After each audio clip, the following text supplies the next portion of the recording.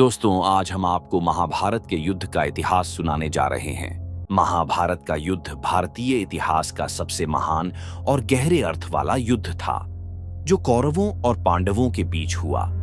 यह युद्ध केवल भौतिक युद्ध नहीं था, बल्कि यह एक गहरी आध्यात्मिक, नैतिक और मानसिक लड़ाई भी थी।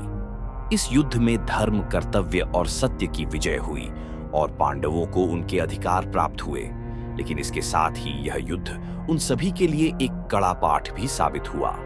महाभारत युद्ध की शुरुआत उस समय हुई जब द्रुपद के पुत्र युधिष्ठिर, भीम, अर्जुन, नकुल और सहदेव को उनके कुटुंबी दुर्योधन और कौरवों द्वारा अपने अधिकारों से वंचित कर दिया गया।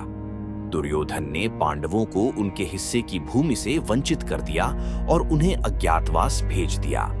इसके बाद पांडवों ने कौरवों के खिलाफ युद्ध का संकल्प लिया, जो महाभारत युद्ध का कारण बना।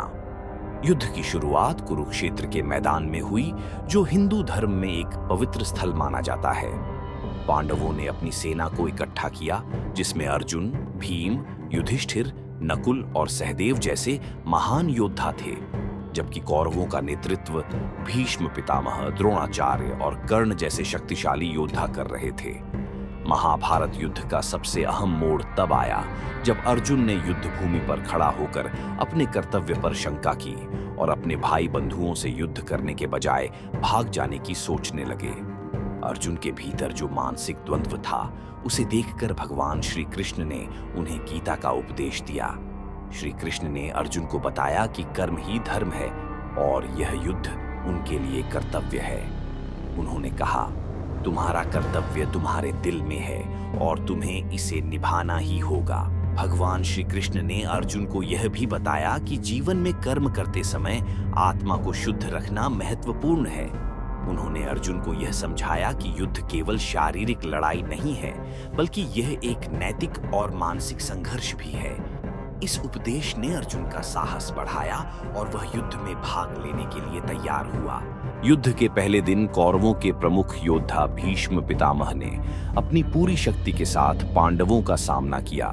भीष्म पितामह, जो कि कौरवों के लिए सबसे महान योद्धा थे, ने पांडवों को कड़ी चुनौती दी। पांडवों के सेनापति भीम ने भी युद्ध में अपनी ताकत दिखाई और कौरवों के कई सैनिकों को घायल किया। पहले दिन कौरवों ने विजय प्राप्त की, लेकिन पांडवों ने भी हार मानने का नाम नहीं लिया।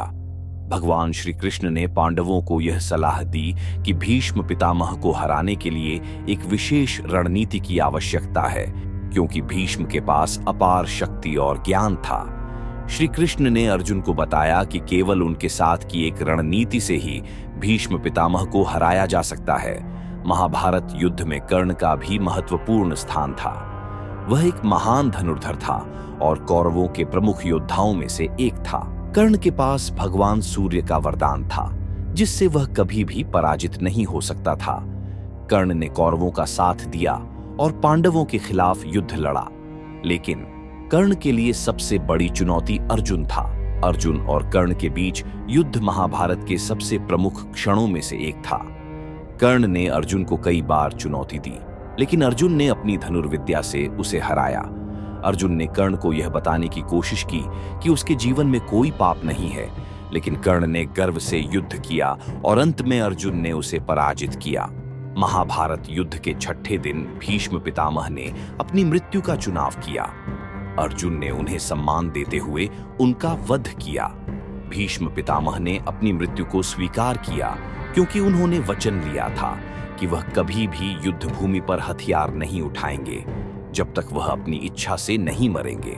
उनका शारीरिक रूप युद्ध भूमि पर पड़ा रहा, लेकिन उन्होंने मृत्यु को आत्मसात कर लिया। भीष्म पितामह की मृत्यु से कौरवों का मनोबल टूट गया और पांडवों के पक्ष में स्थिति मजबूत हो गई। महाभारत युद्ध का एक और अहम मोड़ तब आया जब कौरवों ने द्रौपदी का अपमान किया। इस अपमान ने पांडवों को युद्ध के लिए प्रेरित किया। कौरवों ने द्रौपदी को सभा में अपमानित किया, जिसके बाद पांडवों ने कौरवों से युद्ध करने का फैसला किया।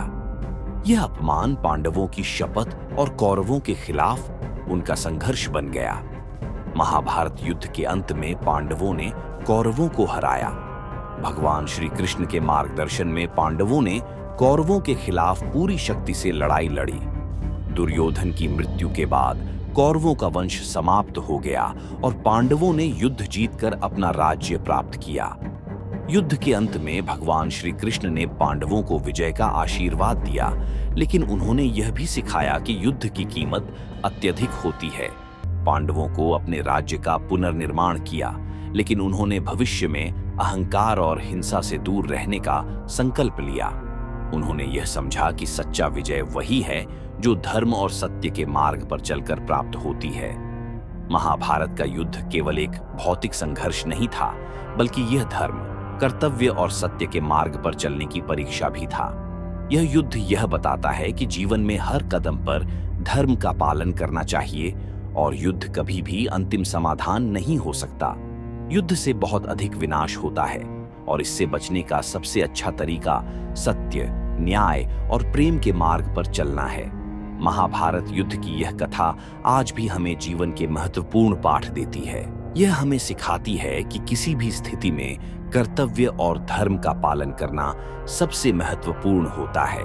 आपको ये महाभारत का इतिहास सुनकर अच्छा लगा हो तो वीडियो को लाइक कीजिए, शेयर कीजिए, कमेंट कीजिए और हमारे चैनल को सब्सक्राइब कीजिए। धन्यवाद।